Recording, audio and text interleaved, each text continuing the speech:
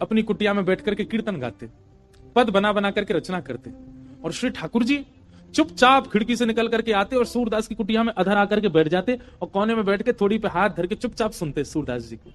एक दिन ठाकुर जी जा रहे थे राजभोग आरती के बाद, इतने में श्री जी आ गई।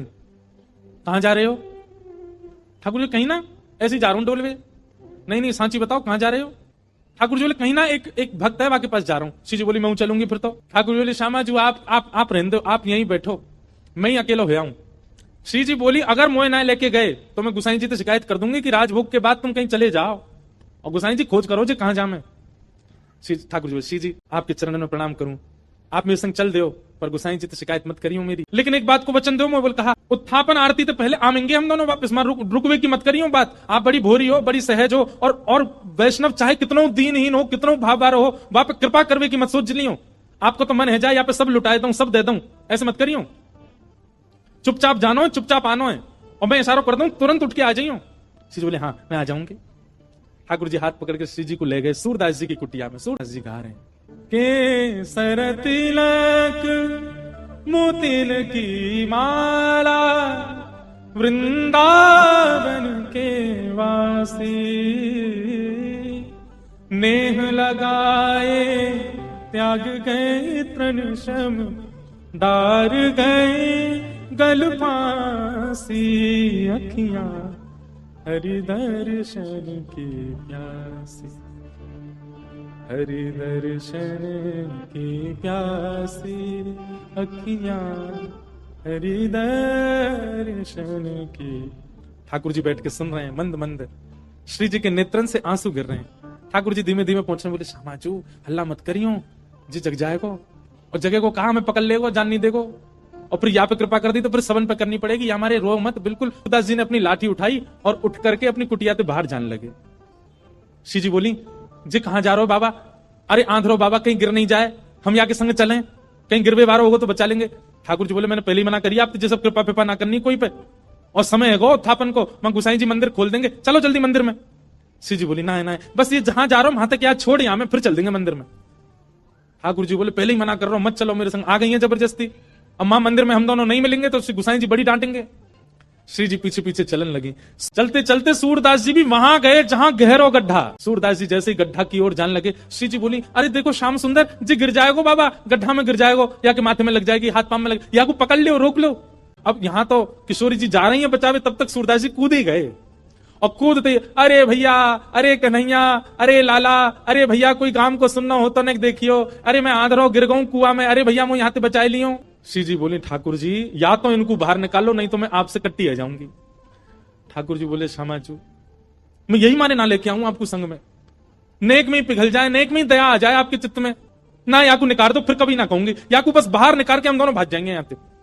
ठाकुर जी ने ऊपर से झांक के देखी, खूब गहरो। ठाकुर जी बोले कैसे निकालूं?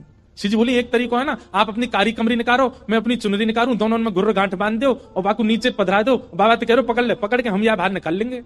ठाकुर जी बोले ठीक है लाओ।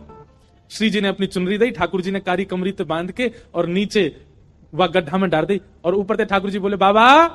हाँ भैया कौन है? अरे बाबा मैं यही गांव को छोड़ा हूँ, मुझे अभी आवाज सुनाई दी, बाबा मैंने अपनो पटका नीचे डाल दिया, पकड़ लो, आ जाओ ऊपर को। सूरदास हाँ भैया कहाँ को जाइए, पकड़ लो। सूरदास जी ने पटका पकड़ो, श्री जी ठाकुर जी को खींच रही है, ठाकुर जी पटका को खींच रहे हैं, पटका पकड़ के सूरदास ऊपर आ रहे हैं। कैसी कृपा सूरदास के ऊपर। सूरदास जी मन मन सोच रहे हैं, बोले आज ये कहीं निकल के नहीं भाग जाए मेरे हाथ से।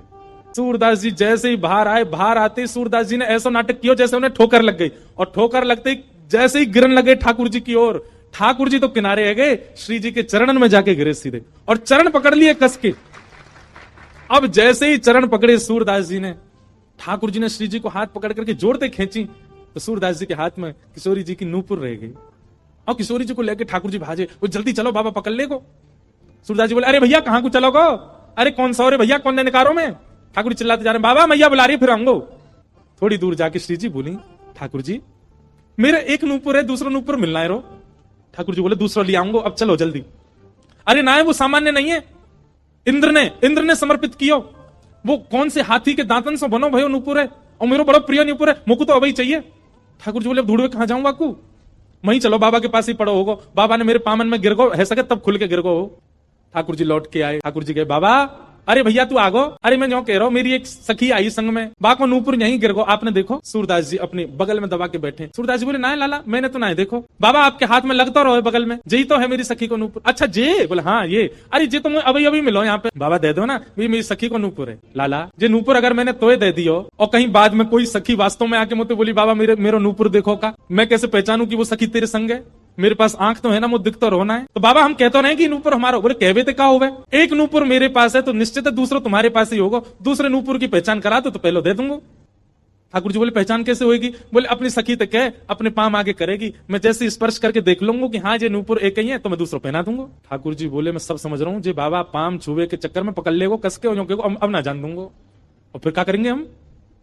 श्री जी बोली कोई बात ना, मैंने अरे नहीं श्री जी आप पीछे रहो, मैं दूसरा दबाई दूंगा, नाम हो तो वही चाहिए जो सूरदास के हाथ में। श्री जी आगे बढ़ गए, लो बाबा नूपुर देख लो। सूरदास जी ने जैसे स्पर्श किया समझ गए, अरे हाँ भैया ये तो वही नूपुर है, लो मैं पहना दूं। दूसरे पाम में सूरदास जी ने पहनायो और पहनाते ही महाराज अंक में भर लिए श्री जी के चरण। बोले अब ना जान दूंगो, मैं जान गया हूं जो साक्षात वृषभानु दुलारी हैं, और लाला तू जो मुख निकाल के गयो मैं सब जान गया हूं, तू नंद जी को लाला है, जीवन निकर गो गाते गाते तुम दोनों के यश को आज पहली बार पकड़ में आयो, अब नहीं जान दूंगो। ठाकुर जी ने खूब खेची पर श्री जी नहीं छोड़ी सूरदास जी ने। ठाकुर जी बोले बाबा तू जो कहेगो सो करेंगे, जे बता करनो कहा है तू कैसे छोड़ेगो? मैं नेत्रन से आंध रहूं, मुंह दिखे ना है, पर मैं आपसे एक ही वरदान चाहूं, मेरे एक नेत्र में सदा श्री जी और दूसरे नेत्र में सदा आप विराजमान है जाओ, आपके नित्य दर्शन मुंह को होयो करें, बस यही वरदान दे दो। प्रिया प्रियतम दोनों ने युगल रूप में खड़े है करके सूरदास जी के नेत्रन पे हाथ धर दिए और कही सूरदास खोल के देखो।